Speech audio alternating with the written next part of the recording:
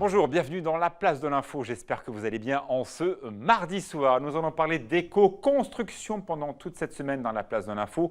Comment rénover votre habitat ou le construire d'une façon responsable, pas trop cher.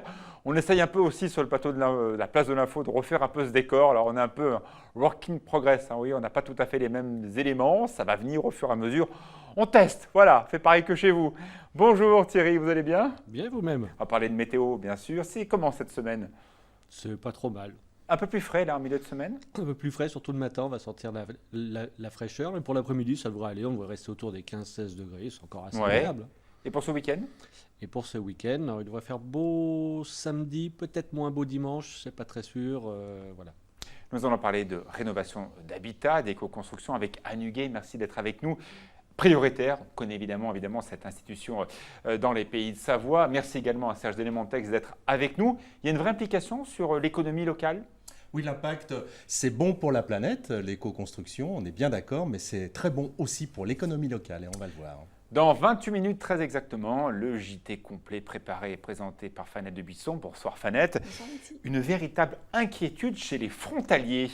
Voilà, c'est le canton de Genève en fait qui a décidé de fermer certaines petites douanes le matin tôt parce que ça cause des problèmes aux riverains, on peut le comprendre. Sauf que le problème, c'est que la douane de Bardonnay, qui est déjà très embouteillée le matin, risque de l'être encore plus. Donc les élus genevois, français sont montés au créneau et le groupement transfrontalier aussi avec une pétition. Donc on va faire le point ce soir. Une rencontre avec un grand chef 3 étoiles, Emmanuel Renaud. Voilà, c'est vous qui êtes allé rencontrer le chef de Megève. J'ai dû encore y aller. Voilà. Et en fait, ce qui nous a intéressés, c'est que c'est l'un des rares chefs étoilés qui a ouvert une grande partie de l'année, 9 mois sur 12. Donc, qu'est-ce qu'il a à proposer à l'intersaison pour faire vivre aussi la station? Donc, vous allez tout nous dire tout à l'heure. Ah oui, dans 28 minutes, dans ce JT. Et je te cite, maintenant, c'est la place de l'info.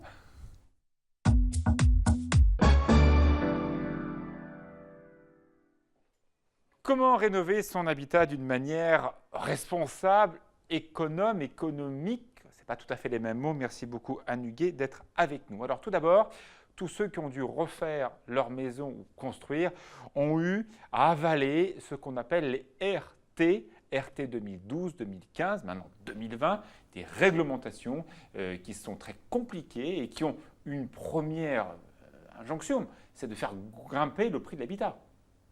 Ah, alors, on peut le voir de notre façon, puisque ces réglementations thermiques, ces RT 2012 et bientôt 2020, ont surtout pour objectif... Il y avait un point d'étape en 2015 entre les deux. Oui, il y a différents points d'étape, mais on sait que l'objectif, c'est 2020, avec des bâtiments qui seront très performants, très isolés, voire à énergie positive.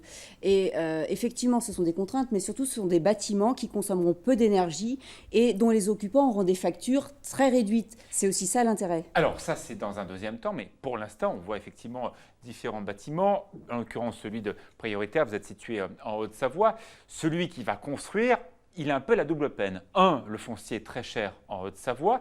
2, il ne faut quand même pas oublier que pendant très longtemps, le prix de la construction était, quoi qu'il en soit, beaucoup plus cher que le prix du terrain. Mais aujourd'hui, pour construire en Haute-Savoie, c'est le foncier qui fait qu'après, il faut trouver des maisons pas trop cher parce que ça ne coûte tellement cher de trouver un terrain qu'il ne reste plus beaucoup de sous pour construire sa maison.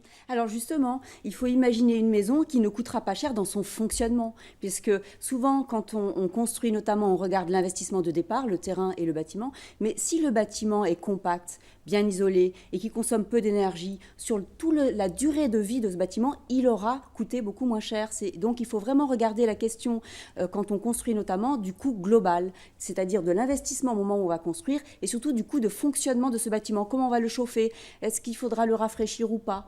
Voilà les questions qu'il faut se poser. Bon, il est clair aujourd'hui que la construction en Haute-Savoie a pour objectif aussi de évidemment respecter ce qu'on voit derrière nous, c'est-à-dire les jeunes générations et un air le plus simple possible. On sait qu'il y a des problématiques environnementales fortes, notamment dans la vallée de l'Arve, où aujourd'hui, très clairement, grâce à l'action de plusieurs lobbies et aussi des politiques, on essaie d'aider l'installation des poêles ou des foyers fermés, des inserts, plutôt que la cheminée classique où toute la chaleur s'évapore à travers la toiture. Donc il y a clairement des choses qui sont en train de changer. Oui, tout à fait. Effectivement, hein, une des sources de pollution, notamment dans la vallée de l'Arve, due à la configuration De la vallée de géographique, et notamment le fait que les gens se chauffent beaucoup au bois, dans des cheminées ou dans des poêles qui sont peu performants, ça fait des particules fines dans l'air. Et il y a un fonds chaleur qui est mis en place sur ces territoires pour aider les gens à C'est remplacer... 1 000 € si vous voulez à peu près, changer de système. voilà, donc à remplacer le système. Pourquoi pas à continuer avec du bois, mais dans des poêles qui brûlent tout le bois et qui libèrent très très peu de particules fines. Bon, pour l'instant, ce n'est pas un grand succès. On compte à peu près 1000 installations qui ont bénéficié de cette fonds Airbois, même si aujourd'hui les élus et encore une fois toutes les associations sont pour aider ce changement. Il y a plus de 50 000 personnes qui vivent de Cluses jusqu'à Chamonix, donc il y a encore des résistances. Oui, mais bon, les choses se font peu à peu, pas à pas. La sensibilisation est bien passée. Les gens ont pris conscience de l'importance de se chauffer au bois avec des équipements très performants. Il n'y a pas que la question du chauffage au bois dans la vallée. Mais il y a surtout un élément que vous ne maîtrisez pas, ni vous ni moi, c'est le prix du baril de pétrole. On était à 30 $ le baril, c'était il y a à peu près 3-4 mois. Là, le baril est remonté à 50 $ parce qu'il y a eu un accord historique donc des différents pays producteurs de pétrole. On tape sur un baril qui devrait remonter à 70 à 80 $ pour Noël. Si vous devez remplir votre cuve de fioul, c'est maintenant qu'il faut le faire. On l'a vu déjà, les prix de l'essence et surtout du gasoil à la pompe ont remonté de manière assez régulière depuis 3 semaines. Évidemment, quand le baril augmente, on commence à repenser à des solutions alternatives. Tout à fait. Quand le prix de l'énergie devient plus cher, on commence à regarder comment on la consomme. Et là, effectivement, s'affiche en ce moment le défi famille énergie positive qui, chaque hiver, depuis plusieurs années, a lieu en Haute-Savoie, mais également en France, et qui montre que quand les familles, les foyers se remontent un peu les manches, appliquent des éco-gestes à la maison pour réduire leur facture d'énergie, eh bien ça marche. Elles font en moyenne 15 à 20% d'économie d'énergie en changeant simplement leurs habitudes, sans parler même de la rénovation et d'investir dans leur logement. Donc vous voyez, quand le prix du baril augmente, on peut déjà rien en appliquant quelques éco-gestes, faire que la facture ne s'envole pas. Bon, il y a encore du travail, très clairement, aujourd'hui, dans les 2 départements des Pays de Savoie, même s'il y a des volontés, même s'il y a des process qui existent, respecter la planète, c'est surtout pour beaucoup de gens, d'abord respecter son portefeuille. Construire coûte cher dans les Pays de Savoie. On n'en parle pas, mais il y a une énorme inflation actuellement sur le prix des matériaux. Quand vous allez dans n'importe quelle grande surface dédiée au bricolage, je vais en citer 3, Monsieur Bricolage, je vais citer Rossel Matériaux, je vais citer Point P, je vais citer plein d'autres. Le prix de tous les outils, le prix de chaque fourniture a explosé depuis ces derniers temps. Il y a des moments où on ne peut pas faire autrement que d'acheter le moins cher et pas forcément le plus éco-responsable. C'est vrai. Mais à un moment donné, effectivement, soit on a les moyens de faire une maison totalement éco-responsable qui coûtera beaucoup plus cher, mais à la limite, surtout, il faut déjà faire une maison qui soit bien isolée, même si ce n'est pas avec des écomatériaux. Mais n'a-t-on pas menti aux gens qui vivent dans les Pays de Savoie? Je me souviens de Jean-Louis Borloo venant en Haute-Savoie il y a 7-8 ans, nous racontant la maison à 100 000 €. Tout le monde était mort de rire en Pays de Savoie. On sait pertinemment que chez nous, on ne peut pas construire à moins de 2600 à 2700 € du mètre carré. Vous imaginez 100 000 €, on fait quoi avec ça? Rien. C'est clair. Par contre, il y a la problématique économique de ce territoire et de l'inflation des prix dans ce territoire, mais les grands principes pour faire un habitat éco-responsable ou performant, on peut aussi être performant sans avoir des matériaux qui soient forcément éco-responsables. Il ne faut pas vouloir non plus forcément tout faire. Elle est possible, mais effectivement, nous sommes dans des territoires où les terrains coûtent cher. Par contre, les grands principes restent valables. Faites un habitat compact. Posez-vous la question de où est-ce que vous achetez. Effectivement, souvent, les gens vont loin pour avoir un terrain moins cher. Résultat, il faut 2 voire 3 voitures. Donc, de toute façon, ils mettent l'argent dans l'essence pour se déplacer. Parfois, il vaut mieux prendre un terrain plus petit, plus proche des villes, voire même acheter un appartement et pas forcément vouloir une maison. Vous voyez, c'est toutes ces réflexions qu'il faut avoir sur nos territoires. Dernière question, bien sûr, avant de retrouver Serge Delémontex. La Haute-Savoie est un terrain extraordinaire avec un solde démographique largement positif. On a appris il y a quelques jours le relevé démographique d'une très belle vallée qui s'appelle le Chablais, plus 6,6% d'habitants entre les 2 recensements. C'est près de 10 000 personnes qui nous rejoignent chaque année. Ça veut dire de nouvelles constructions, ça veut dire des nouveaux plans de déplacement. Comment on gère tout ça ? Déjà, on sait que d'un point de vue urbanisme, il faut densifier les villes et arrêter de s'étaler, parce qu'il faut aussi garder des terres agricoles, parce que non seulement on est un urbain, on veut bien vivre en ville, on veut la qualité de vie, on veut bien manger, et en Haute-Savoie, les terres agricoles sont quand même assez rares, donc clairement, il faut densifier. Et densifier, ça veut dire vivre. aussi parfois monter les étages. Comprenez bien ceux qui nous écoutent. Pendant des années, on a dit stop, on ne veut plus de tours, on ne fera plus dans les villes des plus R+, 4, plus 5, plus 6. Et maintenant, hop, changement de gouvernement, changement d'envie. Ça y est, on peut refaire des tours qui remontent à 4, 5, 6. Si vous êtes juste à la maison derrière, vous n'aurez la vue que sur rien du tout que sur un immeuble qui va faire 6 étages. C'est quand même pas normal qu'à chaque changement de gouvernement, on change la façon de construire nos villes et nos villages. Je pense que, quels que soient les changements, là, depuis 10-15 ans, et notamment les élus en ont pris conscience, il faut densifier, il faut arrêter de s'étaler. Densifier, ça veut dire aussi on monter. sait faire. Alors, oui, mais pas forcément. On sait faire de l'individuel groupé. Les architectes et les urbanistes savent faire, notamment ce qu'on fait dans les écoquartiers, du dense, mais qui soit agréable à vivre, qui soit vert, qui même intègre au centre de ces écoquartiers du maraîchage. Qui peut vivre dans ces écoquartiers? On le sait, il y a parfois un petit peu de social, mais le prix au mètre carré dans les grandes villes d'Annecy, d'Annemasse, de ces écoquartiers n'est pas accessible à tout le monde, clairement. Il y en a quand même pour tous les budgets, mais je n'ai pas résolu la problématique, effectivement, vous m'interpellez là-dessus, du niveau de vie et du prix des logements sur l'agglo. Vous voulez aujourd'hui nous dire, pensez à plus tard, pensez vos déplacements, pensez à ce que vous coûtera votre habitat en énergie, même si ça vaut un peu plus cher aujourd'hui, vous serez gagnant plus tard. Il faut raisonner global. Il faut raisonner global. Où est-ce que je veux mon habitat? Est-ce que j'ai vraiment besoin d'une maison avec un grand jardin? Certains raisonnent habitat participatif, se regroupent pour acheter un terrain et construire ensemble, mutualiser des pièces pour la chambre d'amis par exemple. Donc vous voyez, il faut être agile, comme on dit aujourd'hui, et on peut aujourd'hui, avec des budgets raisonnables, voire bas,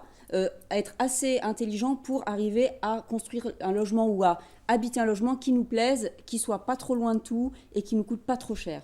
Vous restez avec nous tout de suite, la pub, Thierry Paulme et Serge Delémontex.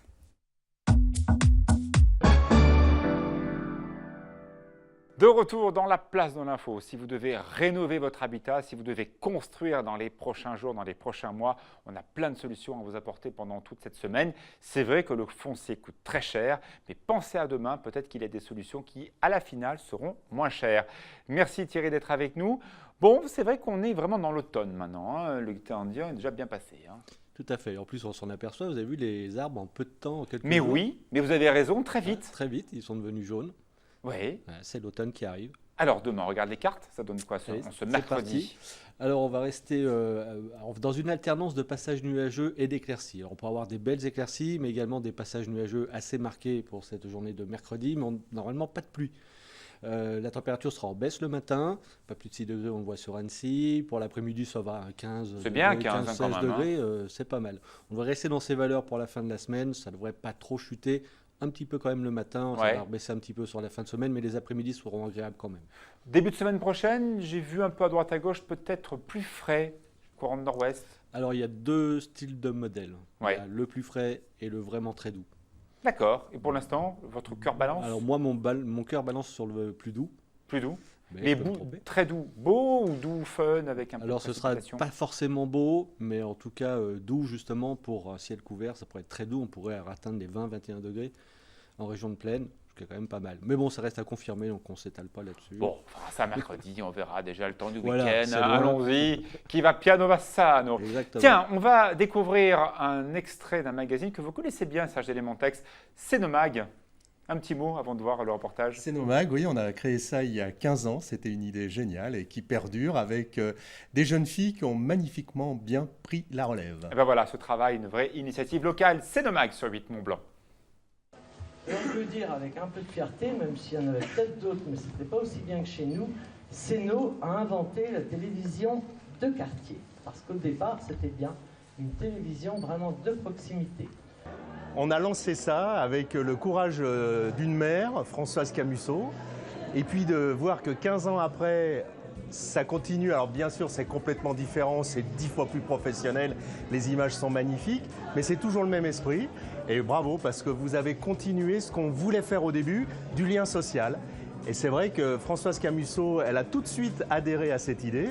Et ça continue, c'est encore là. Et quand on voit l'impact auprès de la population, on se dit que en 2001, on avait vraiment bien fait de lancer ça. Un film rétrospectif sur les moments forts de la ville a été diffusé sur grand écran. Oh, quelle belle chemise bleue, charge d'Elementex.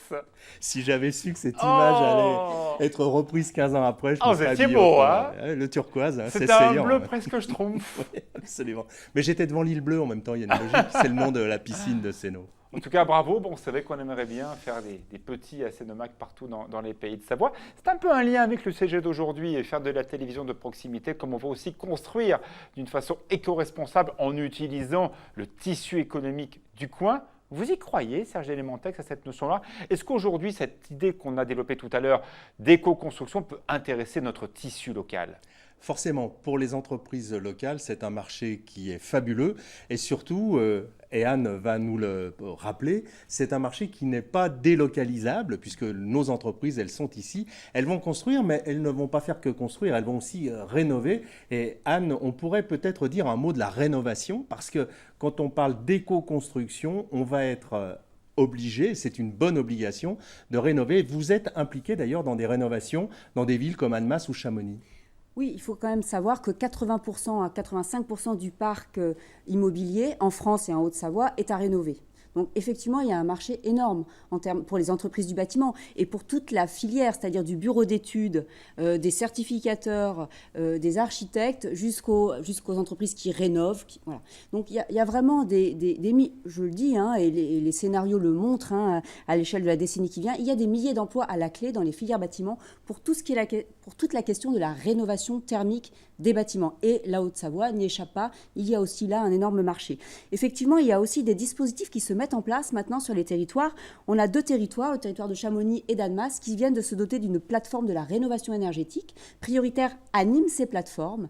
Et le but, c'est d'accompagner les particuliers qui sont en maison individuelle ou en copropriété jusqu'à la rénovation, de leur prendre la main, si vous voulez, vraiment du début du projet jusqu'aux travaux, et même jusqu'au suivi après travaux pour vérifier qu'ils ont été correctement faits et que le bâtiment est bien économe en énergie. Alors c'est bon pour les entreprises qui vont devoir intervenir. Par contre, pour le porte-monnaie de l'habitant, c'est un tout petit peu plus compliqué. Alors, ça fait mal au début. Et après, ça va tout seul. C'est ce qu'on disait tout à l'heure. Coût global. C'est comme ça dans la vie. Hein. Coût global, c'est-à-dire, oui, effectivement, je viens d'acheter un appartement, il faut que je fasse attention ou que je sache en tout cas si effectivement il va devoir faire une rénovation thermique parce qu'il va falloir sortir un petit peu d'argent pour faire cette rénovation thermique. Mais ensuite, une fois que la rénovation va être faite, là, je vais voir mes factures d'énergie chuter et je vais peu à peu rembourser ce que j'aurais investi pour la rénovation. Et puis après, mon bien il va être confortable, plus confortable, il va coûter moins cher en facture et il va valoir beaucoup plus cher à la revente. Parce que ça, c'est une notion très importante. On le voit de plus en plus dans l'immobilier. On en vient à conseiller maintenant, plutôt d'acheter, quand on achète de l'occasion, des appartements qui soient déjà rénovés parce que forcément, les normes vont devenir de plus en plus contraignantes et ça va devenir très important. Oui, tout à fait. Hein. Maintenant, on le sait, il y a une étiquette énergie sur les bâtiments ou les appartements. Et quand on achète, il faut regarder cette étiquette énergie. Et effectivement, aujourd'hui, un appartement ou une maison dont on sait qu'elle n'a pas été rénovée, qu'elle est ancienne, donc a priori, elle peut être une passoire énergétique. Eh bien derrière, on va avoir des frais financiers de toute façon pour la chauffer et puis pour la rénover. Donc au bout du compte, c'est quand même gagnant-gagnant. C'est bon pour l'économie locale, mais c'est bon aussi pour les particuliers qui vont revaloriser leurs biens. Tout à fait. Tout à fait. Et effectivement, les dispositifs aujourd'hui donnent un coup de pouce, c'est-à-dire pour aider les particuliers, notamment sur les plateformes de la rénovation. Les gens ont besoin de conseils parce que c'est facile de dire il faut rénover. Les gens ne savent pas comment s'y prendre, vers qui se tourner. Ils ont besoin d'un conseil indépendant au départ et ensuite ils ont besoin d'aller vers les bons professionnels. C'est tout ce travail notamment que nous menons sur les plateformes pour accompagner les gens dans cette démarche. Est-ce que les entreprises ont pris le virage? Est-ce que, par exemple, les électriciens, est-ce que les entreprises du bâtiment ont intégré cette nouvelle demande? Je pense que oui. On sait aussi qu'en Haute-Savoie, le marché est encore bon, donc il y a encore pas mal de travail. Mais on sait que ces filières de la rénovation sont l'avenir. Donc je pense que oui, en tout cas, toutes les entreprises qui se posent un peu les questions de leur avenir économique sur les 5 ans qui viennent et qui sont dans ces domaines-là savent que là, le marché va être là. Oui, donc c'est bien ce que je disais au début. C'est bon pour la planète, mais c'est bon aussi pour notre économie locale et donc c'est bon pour nous. On a la chance d'avoir à proximité un pôle bois. On sait, la personne publique, en l'occurrence les 2 conseils départementaux de Savoie de Haute-Savoie, eh bien, milite pour que les entreprises locales travaillent avec ce bois made in Haute-Savoie. Maintenant, il faut être très clair, la grande majorité des constructeurs locaux n'utilisent pas ce bois de Haute-Savoie, font venir du bois très certainement de Roumanie ou même encore plus à l'est. Il y a un coût au transport, il y a un bois qu'on ne connaît pas, il y a parfois des insectes xylophages à l'intérieur du bois. Vous dites quoi? Il faut passer forcément par le bois local? Alors le forcément, il n'y a pas de forcément. Il y a un moment Mais où on voit bien, s'il n'y a pas un moment ou un autre une mesure qui va devenir un peu complexe, les gens gardent leurs anciennes habitudes. C'est comme la route. Ouais. Alors on sait aussi quand même que c'est valable en Haute-Savoie et ailleurs en France, la filière bois ne sait pas forcément valoriser son savoir-faire. Il y a de quoi faire de la construction bois en Haute-Savoie avec du bois local. La Maison pour la Planète en est un exemple. Quand elle a été inaugurée en 2009, c'est un bâtiment à ossature bois d'ébauche. Donc c'est faisable. Des entreprises locales savent faire, et il y en a une, pour ne pas la citer, qui est tout près d'ici. Donc, nous sommes à Épagny. Et voilà, je pense qu'il faut développer la sensibilisation aussi du public à la construction en bois, et que les entreprises locales y voient un marché et se développent. Je sais aussi que des entreprises se développent sur le préfabriqué en bois pour justement réduire les coûts et pour pouvoir avoir du bois même s'il est plus cher, il est plus local, mais du coup les coûts de construction sont réduits. Donc vous voyez, aujourd'hui dans ces filières-là, les réflexions sont lancées et il y a du potentiel. On parle du bois, mais est-ce que le béton communique là-dessus? Le béton est éco-responsable, vous en pensez quoi? Alors, le béton, c'est du gravier, souvent, sauf s'il est issu du recyclage, parce que c'est pareil, de quoi on parle. Mais le béton, pour faire du béton, il faut notamment du gravier, c'est une ressource épuisable. Donc, la filière béton est réputée étant moins éco-responsable que la filière bois en construction. Après, je ne veux pas mettre de polémique là-dedans, mais clairement, la question du... Alors après, le béton, parfois, on n'a pas le choix pour faire des fondations, voilà. Ma toute dernière question prioritaire était très à la mode du temps de l'ancienne mandature de Jean-Jacques Queyranne. Maintenant, la région a changé, c'est Laurent Wauquiez. Vous avez toujours les moyens de vos ambitions? Alors là, vous me posez une question piège parce que les relations avec la région en ce moment sont un peu compliquées. Je sais, justement. Nos associations, alors prioritaires en particulier, mais les associations environnementales ont beaucoup de soucis en ce moment avec la région. Pour vous, no comment. Voilà. Tout de suite, on retrouve Thierry Paulme pour la météo, le journal Fanette de Buisson.